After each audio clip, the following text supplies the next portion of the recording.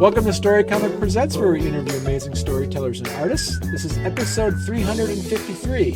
I'm your host, Barney Smith of Storycomic.com, and we're honored to have with us the nationally acclaimed writer and celebrated poet and owner of All the Right Words, Amy Allen. Amy. Hi, how are you? How are you doing?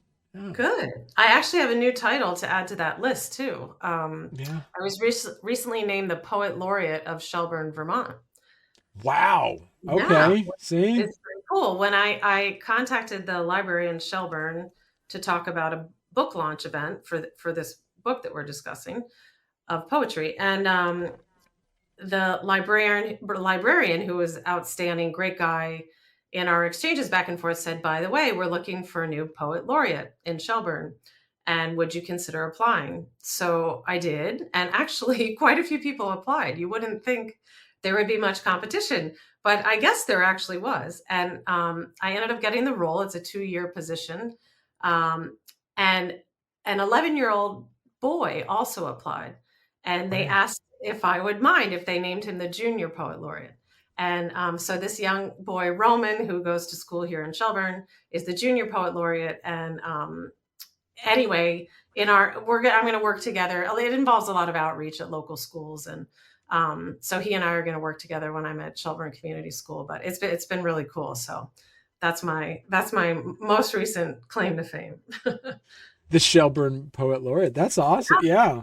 Because you're in Shelburne, Vermont, and there is a lot to do in Shelburne, Vermont as well. You got the Shelburne Museum there as well, and you got the teddy bear. Is the teddy bear factory is considered part of Shelburne? Teddy bear factory, is here, and yeah, there is quite a bit to do in Shelburne Farms, and it's just a pretty incredible place to live, but also a really unspoiled place to live. We live out on the point. And which is just this long, narrow strip of land surrounded by Lake Champlain on one side and the Shelburne Bay on the other side. And you can actually see, from certain spots, you can see both bodies of water. It's not very wide. So, and there's a lot of undeveloped land that's preserved. So there's quite a bit of wildlife. And it's really pretty remarkable to live here. A little bit off topic, Amy, before we talk about poetry, but then I have to ask you, as the Shelburne Poet Laureate, what is your take on Champ? Oh, good question. I mean, you have to believe in magic, right? So you can't rule out the possibility that something big exists in that lake. I'll leave it at that. I mean, I'm a skeptic by nature, but you can't crush the hopes and dreams of so many. So you have to hold out hope that there could be something.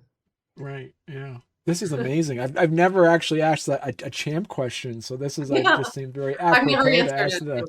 Yeah. So, Amy, we're here to talk about your debut book, Mountain Offerings. As of this recording, it came out, was it April 2nd? Is that correct? Yep. We decided to have it come out during April, which is National Poetry Month. So perfect timing. Right. And it's been a busy month with a lot of fun appearances and events connected to poetry, which is timed well with the book. Because you've been writing poetry for quite a while. So why did it take you so long to actually make your own book? Because you've had poetry for a long time. Yeah, that's a great question. Well, in part, it was because I didn't understand the process of how to be published. Until in 2019, I attended Middlebury's Bread Loaf Writers Conference. And I was lucky enough to attend. It was in Sicily, Italy. It was incredible, in this medieval town called Arice. With this big castle at the top of a hill. And it was just incredible and a great place to write. But I also met a lot of other writers, of course, and most of them were further along the path of publishing than I was at that point. And really, prior to that point, I had sort of focused on raising kids, my two children. But as they were getting older and more independent, I had a little bit more time to myself. So at this conference, they really took us through the ins and outs of how to even begin and how to get published. And so I began dabbling in that. And just after I published about 11 poems, I said, I should probably move on to something bigger and put them into a collection and see if I can get the collection published. So that's sort of how it came. And then how did you connect with Rootstock Publishing from that? So in the same platform, there are a couple platforms for publishing, but one of the main ones is called Submittable. And I was searching through that platform looking for opportunities, people who are accepting manuscripts of poetry chapbooks, and really hoping to find one in Vermont, but I knew that might be challenging because we're a small state. So I found Samantha at Rootstock Publishing and sent an application and a manuscript to her. And I sent it to a few other places as well. But Samantha responded pretty quickly and said, I've just started reading this. I'm not all the way through it, but it looks really good. And I'm thinking, as I continue reading, that I probably would like to publish this. So look, familiarize yourself with us and our company, and be thinking about it, because I'm going to get back to you soon. So when she did, I said yes and withdrew it from everywhere else, because so many of the poems are based in Vermont and about Vermont. And I felt like it's just sort of key to have a publisher in the state that understands the state and how to market a book that probably will mostly do well in Vermont with people who sort of, the imagery might resonate best with locals. Right. So who would you say then the book is for? Is it, as you mentioned, is it specifically for Vermonters then? Well, I think it's for anybody that appreciates the natural world.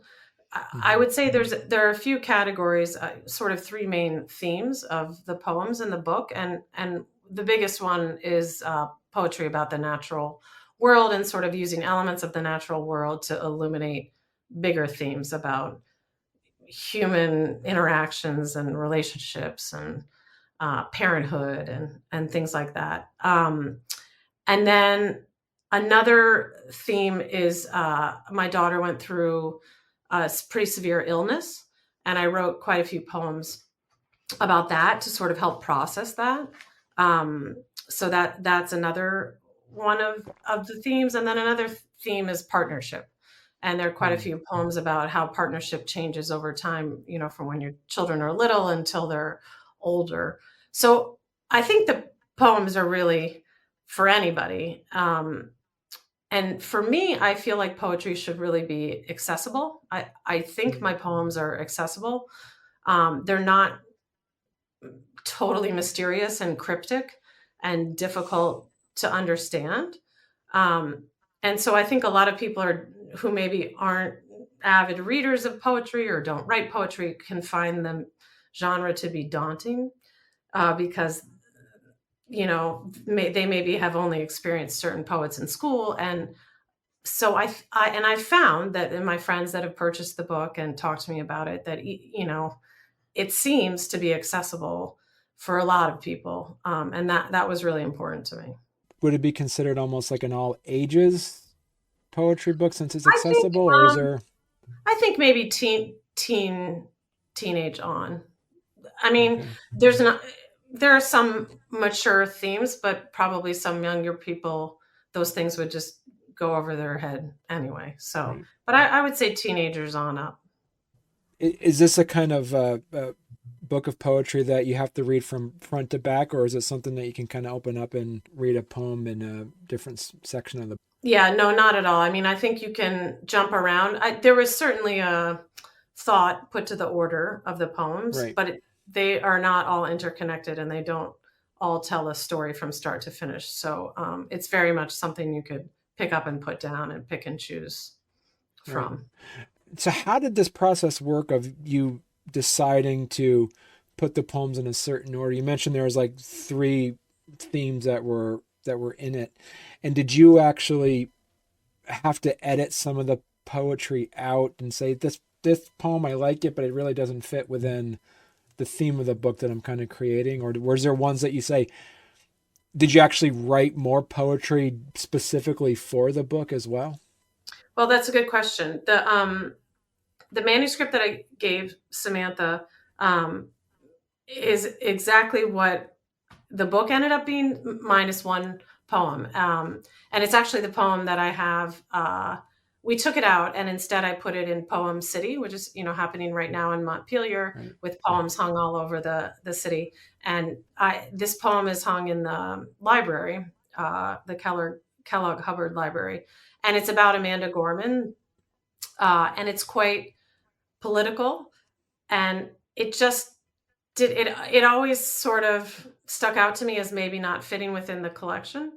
And then an initial review of the book before it had gone to print. The only negative, or the only critique it had, everything was really positive.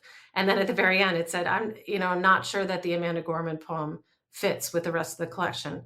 And it was exactly what I had been thinking in the back of my head. So it was great, because you don't need to respond to every review and and jump and correct everything. But I thought that was a fair critique. So we took that poem out and replaced it with one that I had written more recently, since the whole process of the book getting published had taken place. It's hard when you're going through the publishing process and going back and forth and editing, and then marketing and all of that. It's hard to make yourself also carve out time to keep writing more poetry.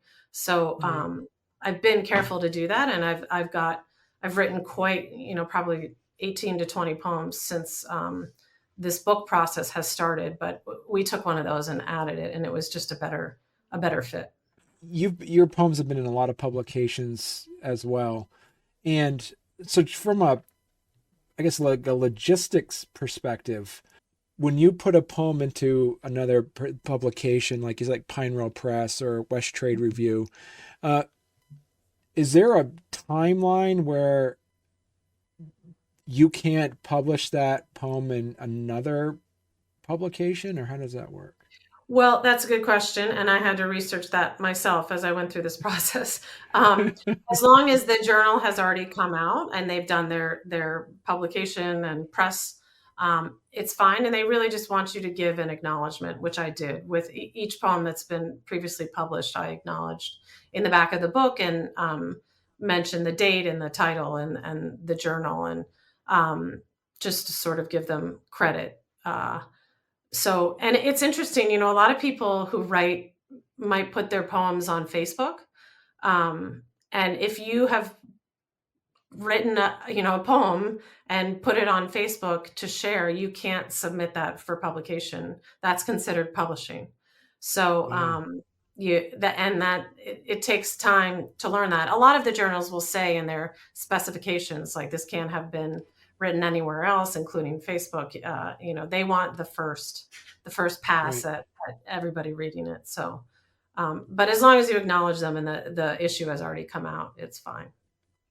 Well, even if you like recite it, or is it written word? Can you actually I read your think it's poem? just written word. Yeah. Okay.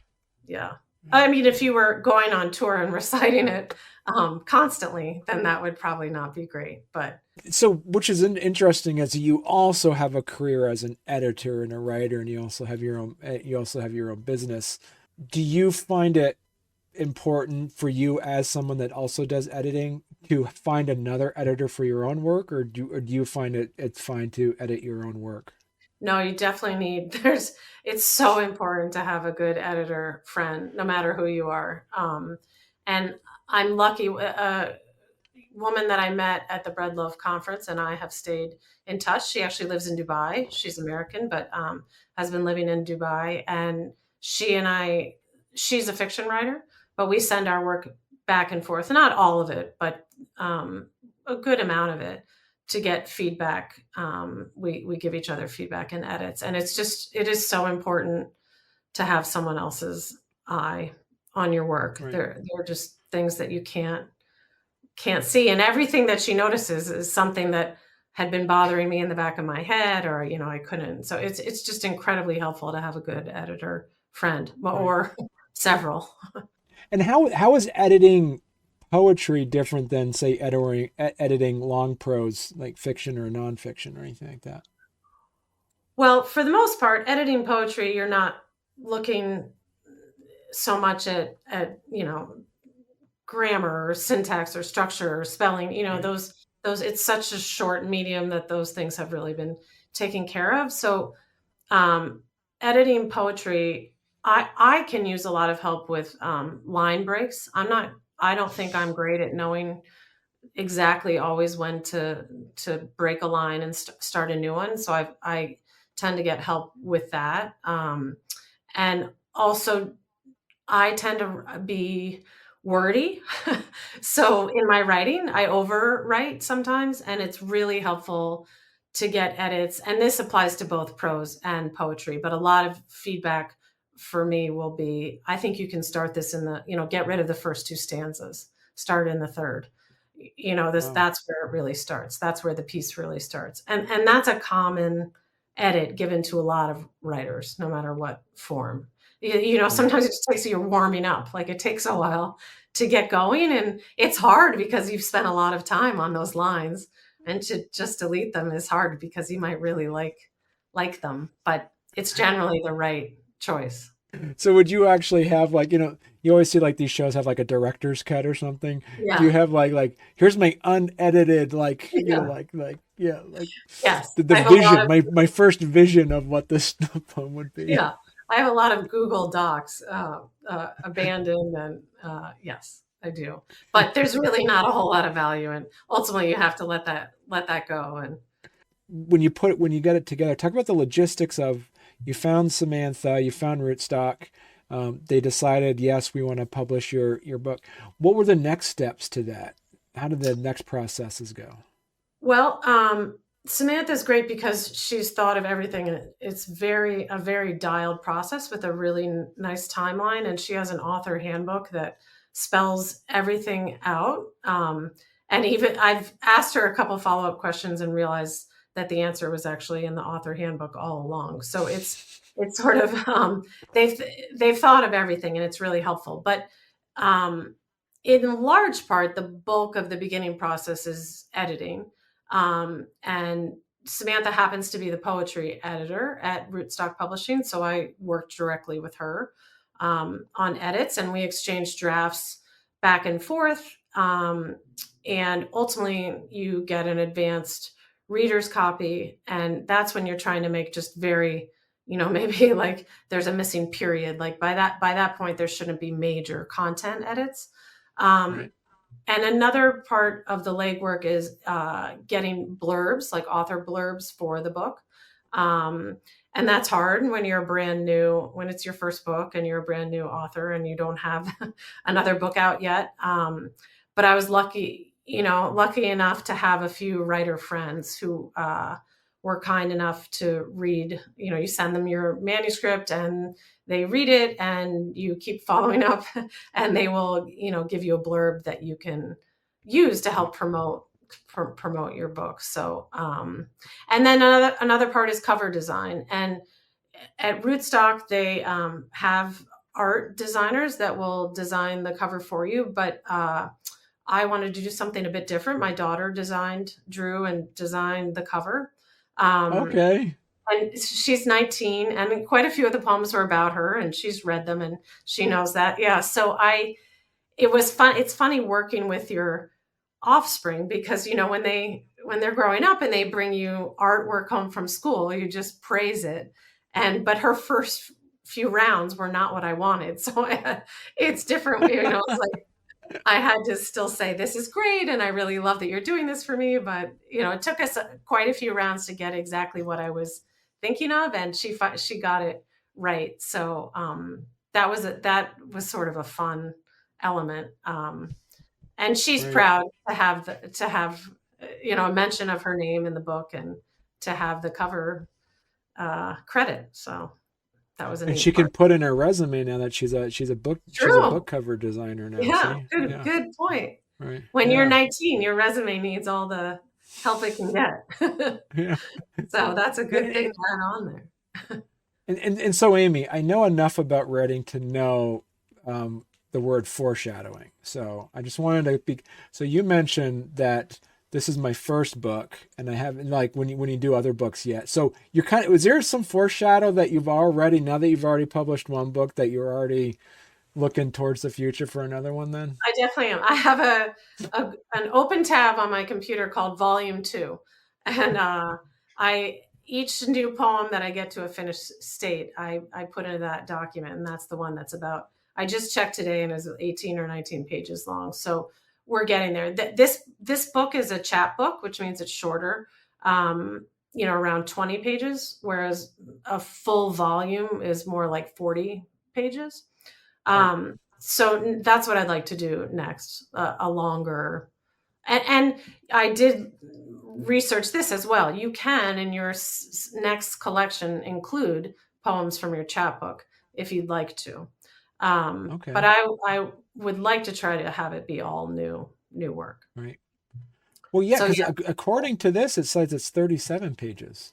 So, Oh well, I think that's with a lot of the acknowledgments and right. I have it here in front of me too. Yeah. So there's a few extra pages, but there are about 19 poems, I think. See, I was right because I did pick up some of You the were right. language where you said, Yeah. yeah. Yeah.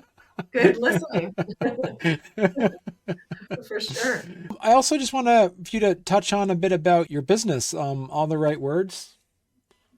Yeah. So this sort of I taught English for years and then ultimately worked in school administration and was director of college counseling and academics at a high school and did communications as well. But it got to the point where I was a single parent for almost all of my children's life. And it got to the point where I just wasn't able to be around enough for my children. So I decided to leave and do my job the way I really wanted to do it. I needed to be Mm, there until probably 6 p.m. each night. And there was too much else going on with my kids at home. right. So I left that role in 2019, which happened to be kind of good timing because it was right before COVID.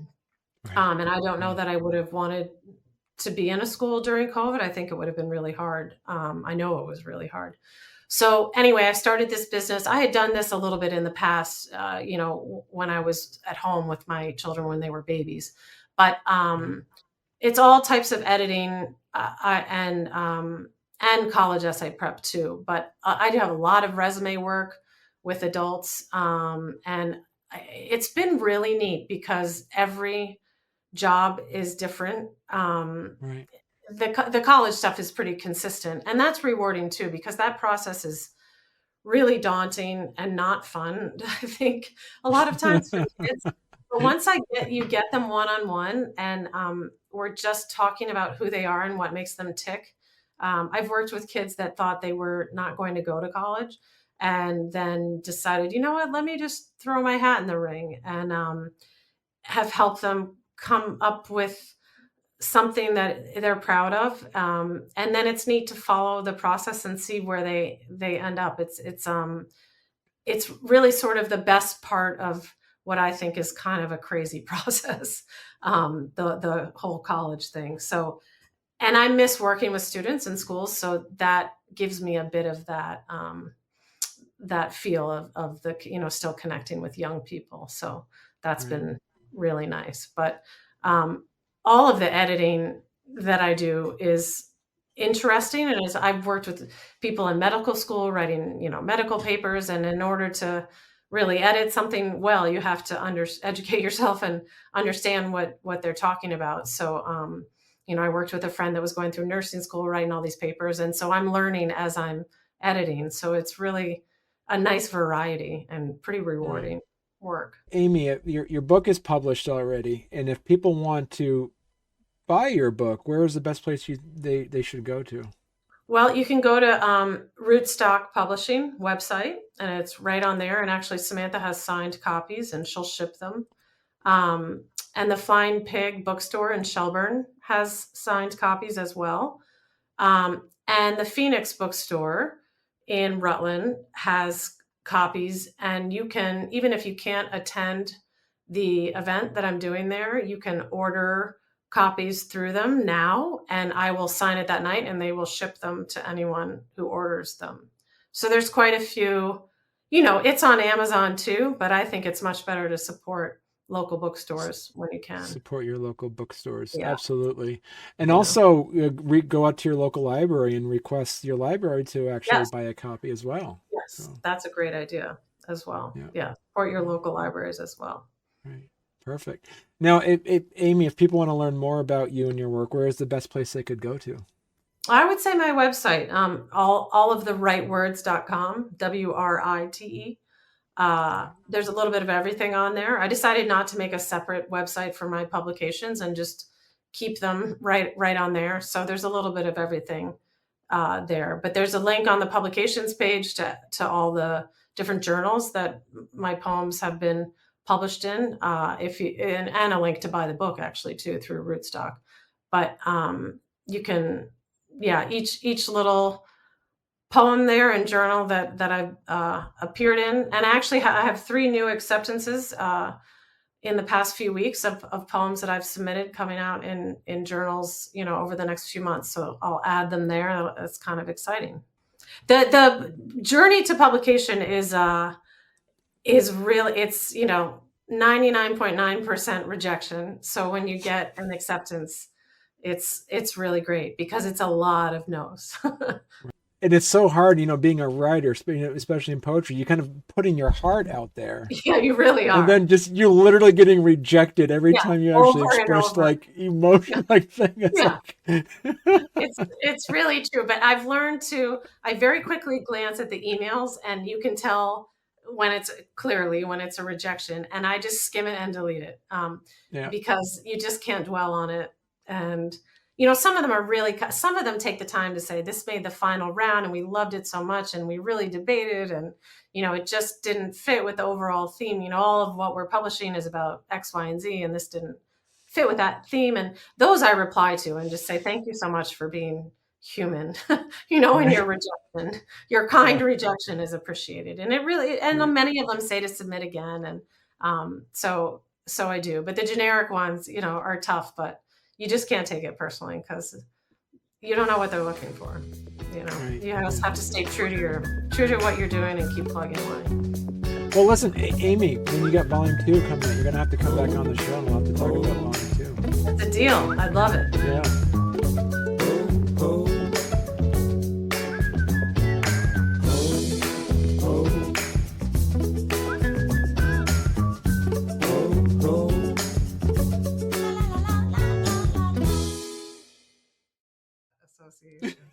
She's a seedy character. That's funny. Yeah.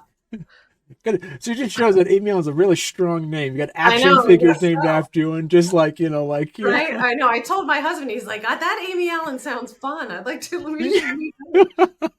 No. Oh man. Yeah. Yeah, you're not action figure Amy Allen. I'm just a published poet Amy Allen is who you are.